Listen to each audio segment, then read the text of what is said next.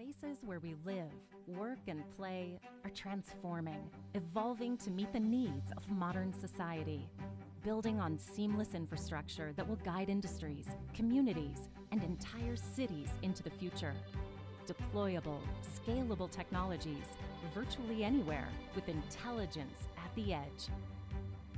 It starts with Qualcomm IoT technologies and the digital transformation of connected spaces, both small and large. Our Smart Cities Accelerator ecosystem is designed to connect enterprises and municipalities with hardware and software developers, end-to-end solution providers, and everyone in between. Qualcomm IoT Services Suite, enabled by our ecosystem members, creates and deploys smart applications as a service to digitally transform industries like education, healthcare, logistics, transportation, agriculture, retail, and so many others.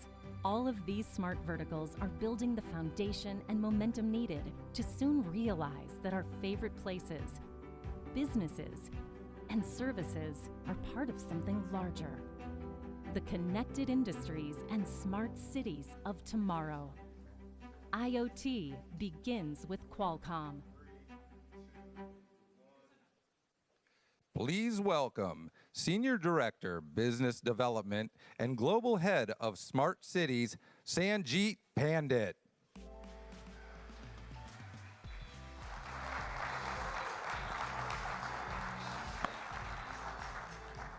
Good morning, ladies and gentlemen. How about this, huh? We're in person.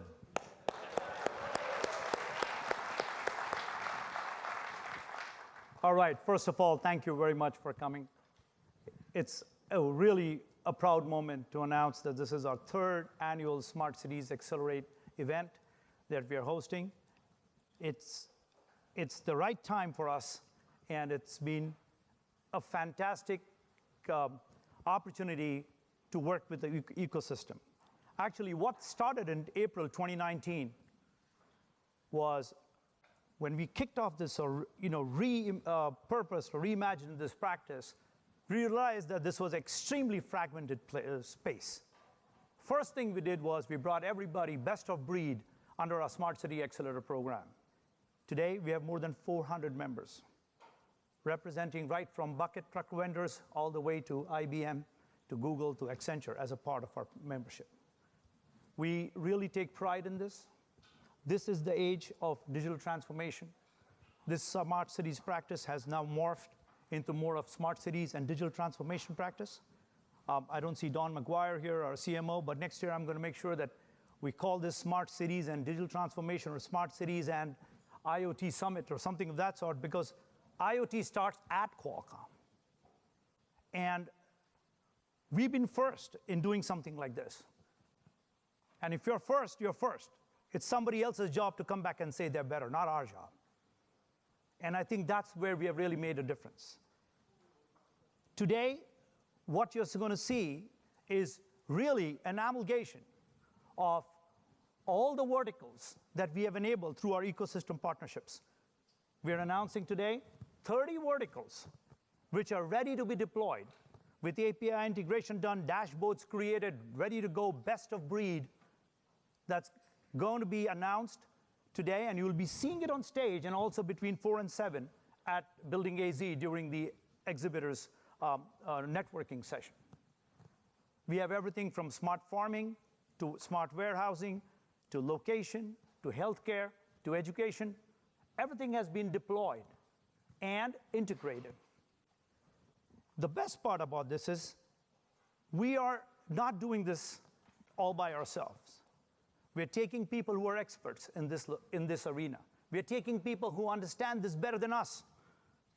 We're working together to ensure that this is a joint go-to-market for enabling technology, sure, but most important, solving a use case. You don't want to deploy technology for the sake of deploying it. You want to deploy technology so you solve a particular use case, and that is what is our main focus. As a part of that, you will see multiple people talk today, fantastic panels. We'll have some great demos. Tomorrow we have 222, as I checked this morning in the backstage, 222 meetings set up from 11 to 3 between ecosystem members meeting everybody. Nobody does this except Qualcomm. We bring IoT together. IoT starts at Qualcomm. Now, without any further ado, I would like to introduce on stage a fantastic panel that's going to be very, very unique. First on stage, I would like to bring in our CEO, Cristiano Amon.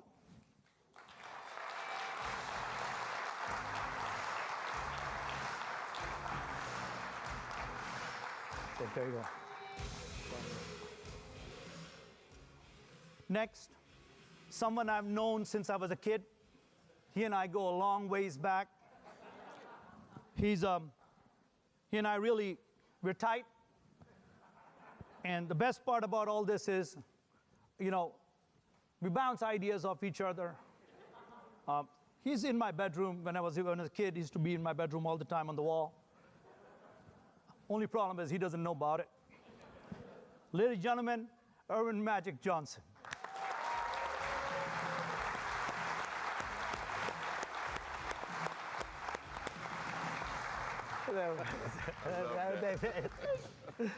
I know about it now. Next, dear friend, working very closely with Qualcomm from JLC. We've been really working hard to make sure that the cities, the enterprises, and most important, the ecosystem benefits with the most important aspect, which is financing. Ladies and gentlemen, James Reynolds.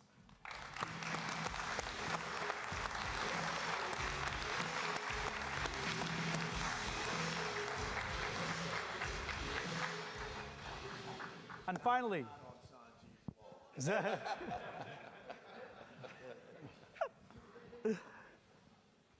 finally, we have today, really, it's an honor and pleasure to have celebratory anchor host from CNBC, who's been kind enough to moderate this and be with us today. Ladies and gentlemen, give it up for John Ford.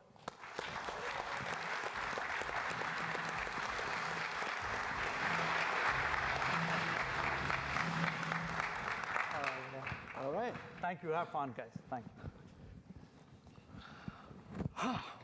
Well, this is exciting to be at Qualcomm talking about smart cities becoming a reality, especially because of this time that we're in, trying to come out of a pandemic, when I think across the globe, everyone has become acutely aware of the importance of digital in the economic process. So, Cristiano, start us off with your sense of just sort of the levels, the slices of smart cities, and how that ends up actually becoming a reality. Oh, absolutely. And by the way, very happy to have this panel here and actually to see people, in person. This is incredible.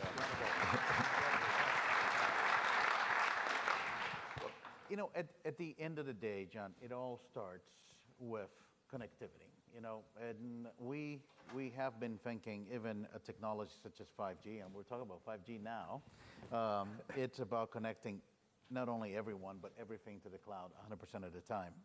And it's as we're going to go, forward, in a few years, we're going to think about what is not connected as the exception. I think the role of 5G, when it's fully deployed, is to connect everything. And then that's the very first slice. When you get everything connected, then you unlock the power of having access to data, the power of information, and how you can really bring digital transformation to bear. And what is interesting, we had said early on in when we're thinking about 5G, that we said, look, in the 4G era, we saw that as we develop broadband, we saw that computers started to fit in the palm of your hand. We saw the development of mobile computing.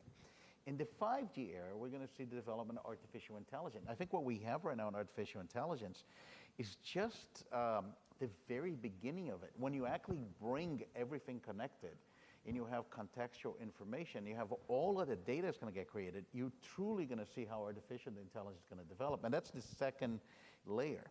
And then you're going to make it into a reality of bringing this technology together into all those different applications that we see in cities for how you manage traffic, how you create, a smart infrastructure for lights, how you think about first responder service, how you think about education, and so forth. And we're very excited. And I think the last part of my answer is how to make this a reality. The very last piece is this that we're doing today, which we bring with this ecosystem, which is one of the things that Qualcomm always do. We're good at creating ecosystems. We bring the best of breed of all of those different things you see in a city, whether it's a light, whether it's healthcare providers, and then you connect that with technology and the ecosystem, and you get new products, new ideas, and we see all of this coming to life. Jim, how do we do this so that this doesn't open up more economic divides, doesn't open up more opportunity divides, but actually closes them? But, John, that's a great question, and leadership matters. The leadership at the this is a mayoral thing, and we talked about that earlier. When you talk about a smart city, you talk about the CEO of the city, that's the mayor. And that's where the buck stops on that desk, and that's the person responsible for creating a community in that city. I'll digress for just a second, and I'll talk about the thing that brought Magic and I together when we decided to launch JLC. Magic's from Lansing, I'm from Chicago. We had already had our own careers separately. About 5-6 years ago, we kicked around some ideas of investing capital in cities. And a part of that, when we were out raising capital and doing it, was because we were from cities, we knew cities, we understood how mayors made decisions, and we understood how to bring in smart capital. Now, John, we did not know anything about a smart city. They weren't doing this. So you fast forward to where the opportunity is now and where we are now, and Irvin and I were talking about this last night.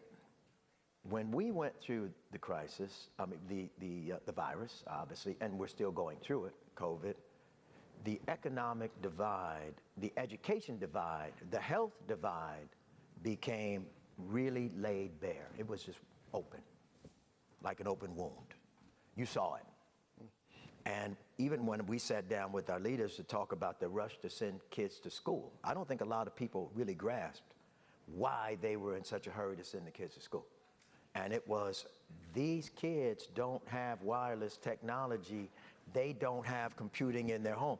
The kids from the elite schools actually learned more during that time.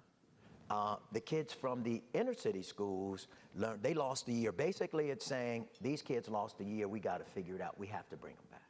Yeah. So when we think about the healthcare divide, which was also laid bare, the first responders, typically black, brown people, first ones dying.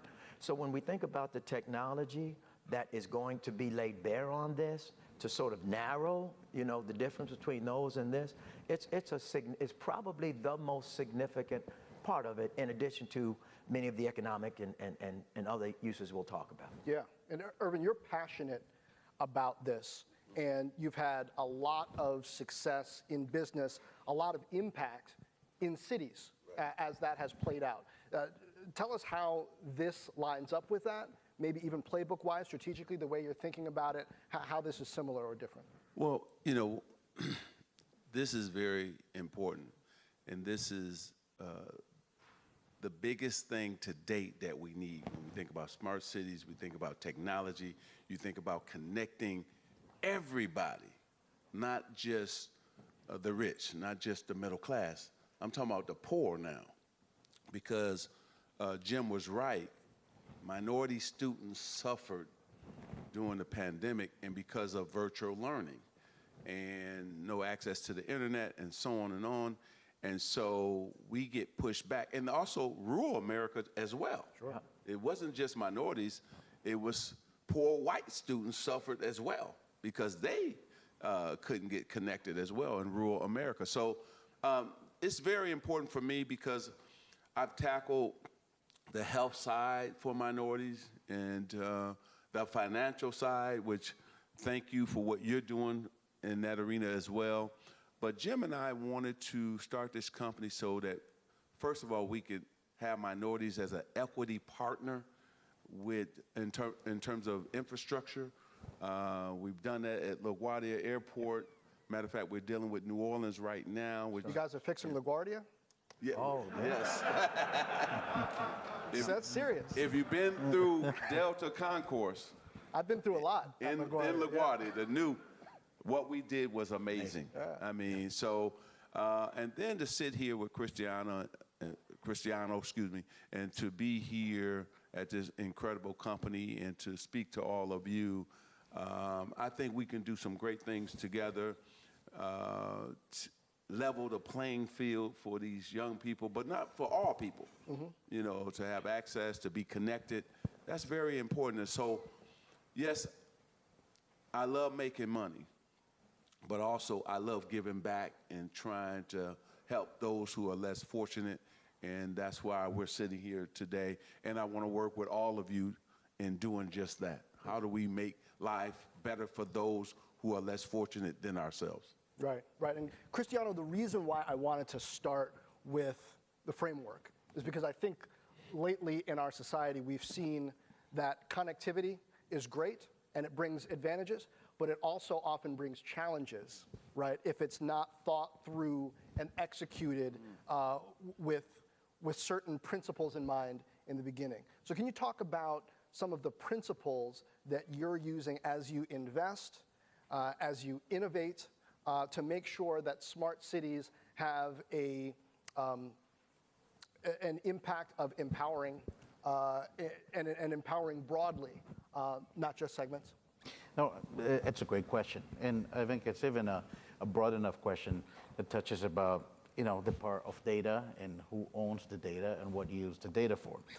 And you know, at the end of the day, one of the key things we can do, you know, as we look of how you put together an ecosystem of companies that are going to use this technology and use this data, is really focus on what exactly the benefit that you bring to all the things we see in the city, versus this is not about creating a new business model to, you know, sell data so you have a new revenue stream. This is about making seats cleaner, safer, you know, improve the quality of healthcare, improve the quality of education, and that's the principle. That's how the data should be used for that purpose, and that's the business model. And that's kind of very important because one of the, you know, at the end of the day, you want people to feel that they're getting a real benefit. And a classic example of this, which is often debated into a number of different cities, looking at, for example, a technology that you can put in intelligent smart cameras for safety, security, or surveillance. It's like you don't want, you know, people doesn't want to be just surveillance on them, but you do see the real benefit of fighting crime. If you see people, you know, the lights become stronger, becomes brighter. You have intelligence in the camera to try to detect if this is not a normal situation, and then just be focused on that principle. Can we make people's lives better? And I think that's an important part of the conversation. John, can I jump in because you said something very important? Virtual healthcare actually saved my father's life. Wow.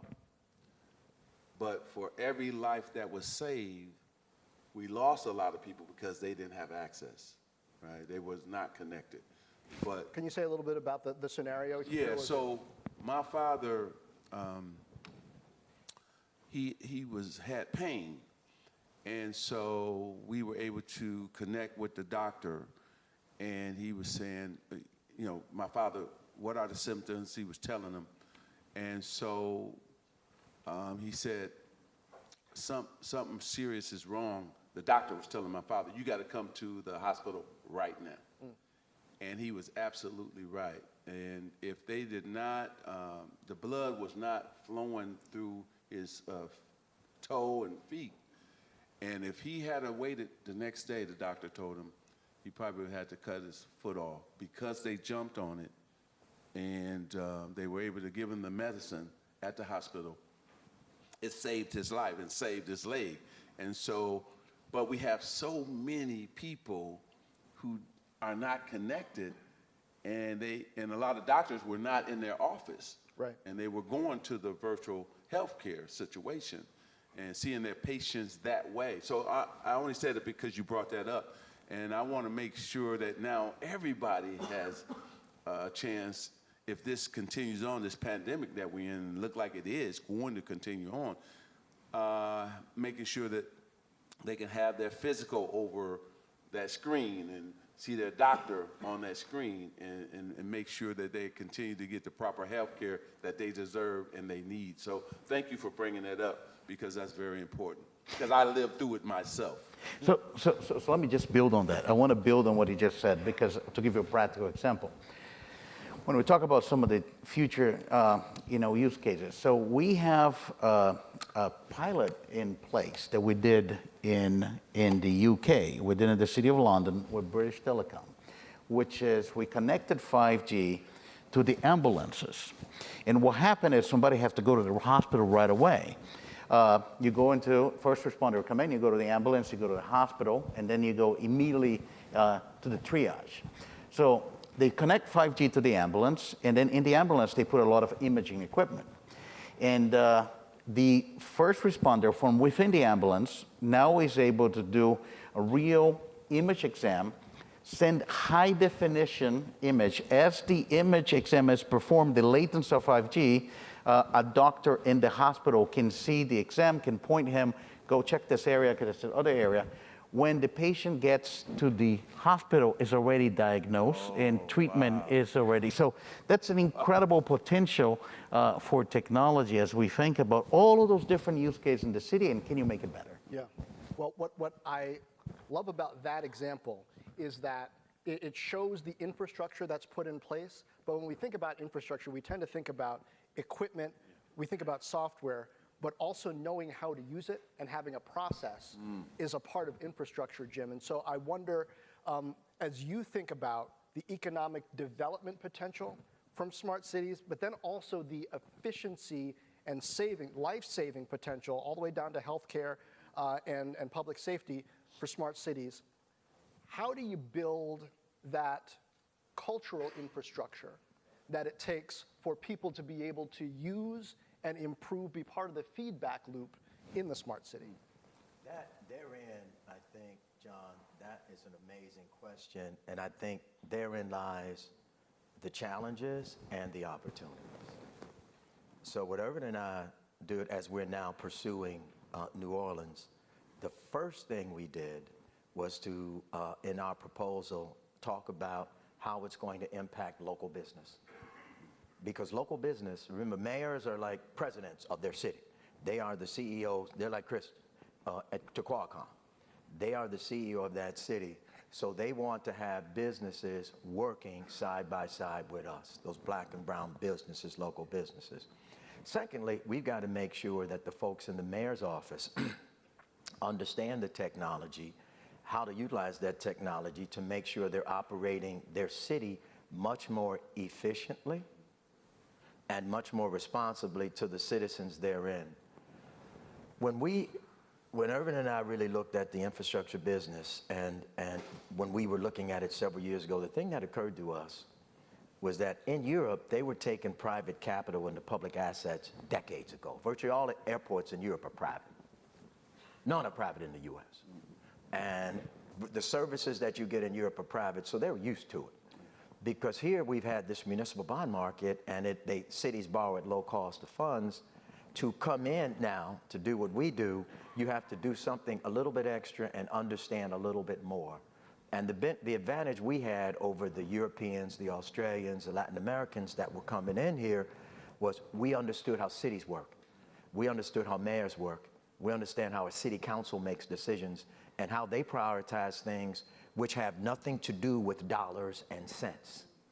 It has to do with the public welfare and how it is that generally speaking, the folks in their city benefits to answer your question, and we think about how technology can make not just businesses work on implementing the technology and creating operating companies within the technology, but the actual operating of the businesses and how those businesses communicate back with the city. Right. And so it's sort of hand in glove in that. And then when you think about policing and crime, which they have to think about, and you think about how it is technology can help, as we were talking about earlier, usually police get there after the fact. Somebody got killed, somebody got robbed, somebody's car got, well, to have the technology there before it happens, recognizing the bad guys before they do something, capturing it as they do it, telling the police which direction they headed in and what they were wearing, what they were driving. And so it is really a game changer for leaders of a city. And for Qualcomm to have developed, the technology that they have, and for us to be able to help them actually bring that in with the relationships that we have and the understanding that we have of how city operates. John, to the points that you're making and that Christian touched on, we are going to be looking at all those things point by point by point, even down to what rate you charge on your parking meters at different times of the day. I mean, we're going to go through all of that. Well, let's go deeper on that, Cristiano. We have touched on global, but it seems to me, whether you're talking about China, but let's not talk about China. Let's talk about, say, Singapore. That's okay, we can talk about China. We can't talk about China. But let's talk about, say, Singapore. Like, controlled, that airport, beautiful, right? They're very focused on economic development and having all the pieces in place. Singapore is going to be able to roll this out in a lot more authoritative, planned,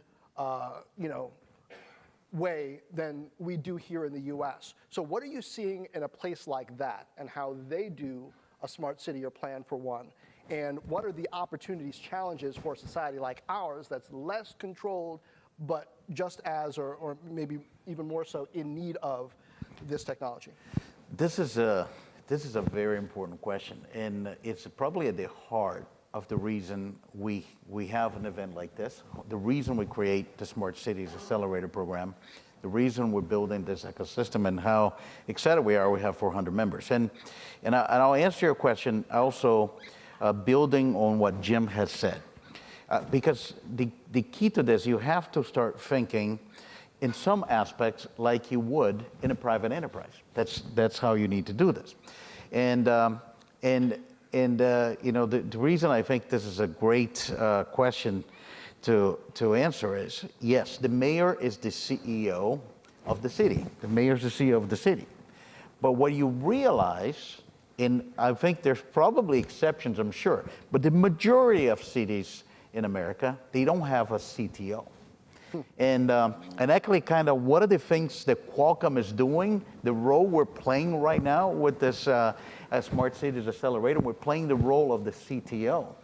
Because the CTO will need to understand the technology, understand the problems they have in the use case, and then, like in the CTO in an enterprise, think of how you can use that technology for that use case and create with the plan. And then people like Jim and others will be able to show there's a business case here and we can make this work. And that's what's missing.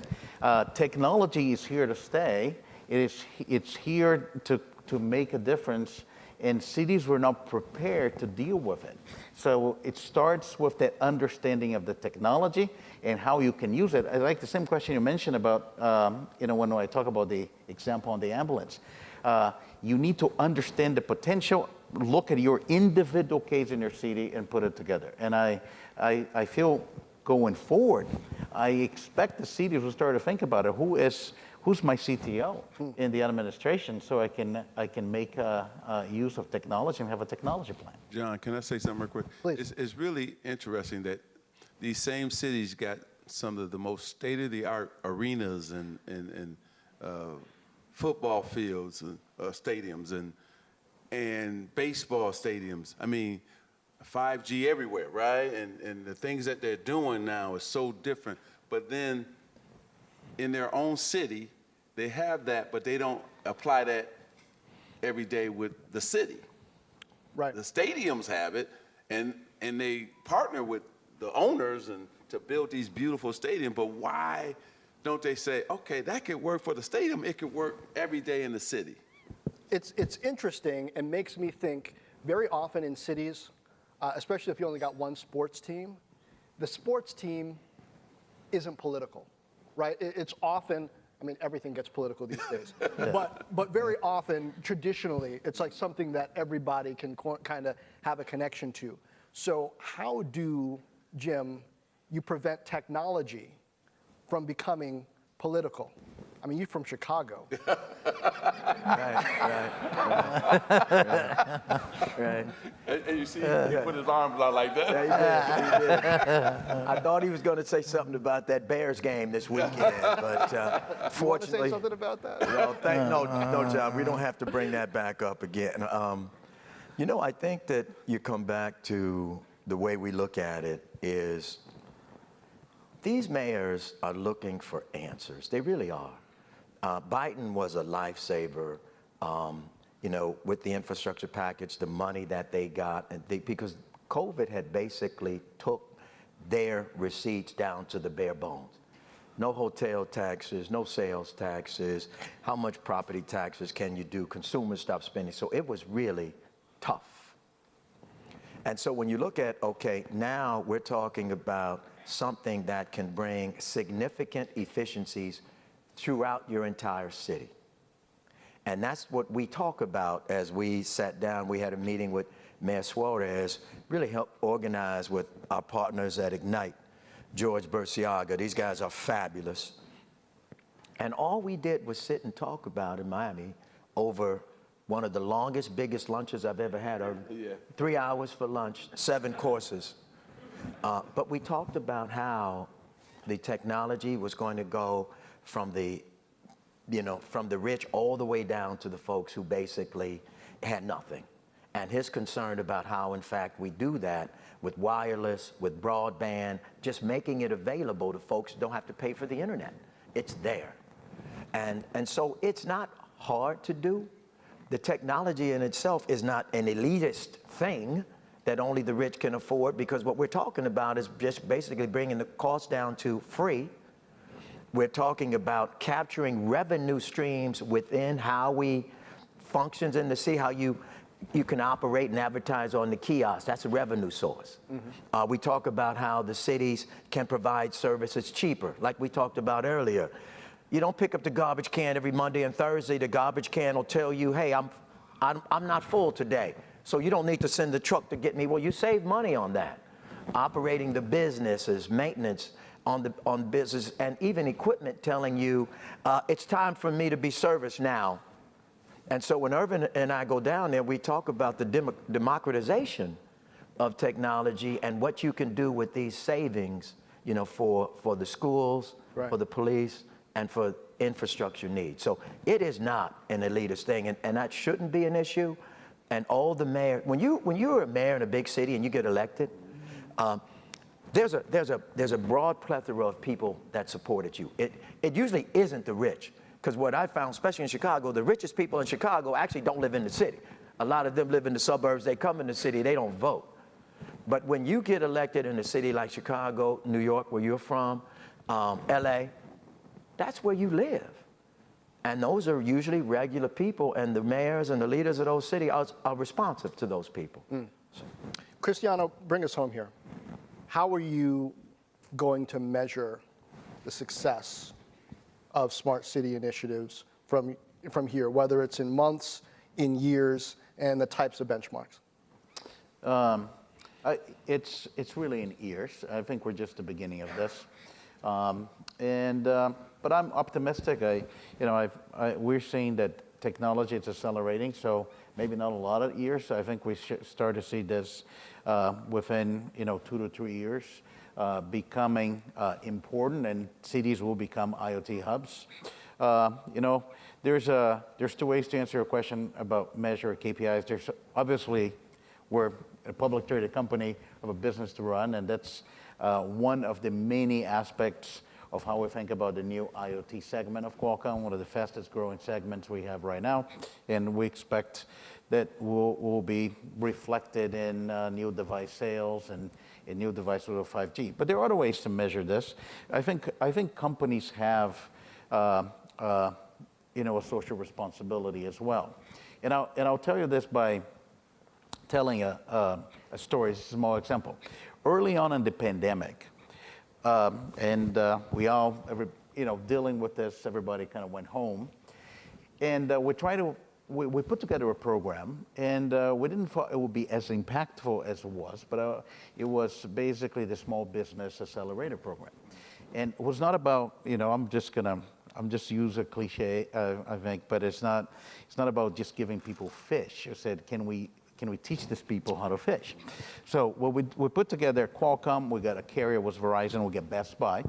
And what we saw, there was a lot of business in that basically had family-owned restaurants, family-owned stores have been for generations. They had no digital capability. They don't have a web page. They would do stuff on paper, right? So we couldn't just give them technology. So we gave them computers. We sent Best Buy in to teach them how to program the computer. Verizon gave it connectivity. We partnered with some of the cloud companies. Microsoft hosted, you know, their web page. We taught these people how to get online order and everything, and it saved their business. And it was incredible. So I feel that's another way to measure success. You know, can we actually improve, you know, lives of people with technology? And that's one of the greatest things about being part of Qualcomm. We know that everything we do, you know, our engineers work in something that you actually see the change in the society. Just think about the smartphone revolution we have today. And that has always been part of the company culture. That's how we measure success. That's back to that infrastructure of culture and know-how. And the conversation continues. You will continue the conversation. We will continue the conversation backstage with that 25 minutes. Wait a minute, I got to say something at the end. First, hopefully my Dodgers beat the Padres tonight.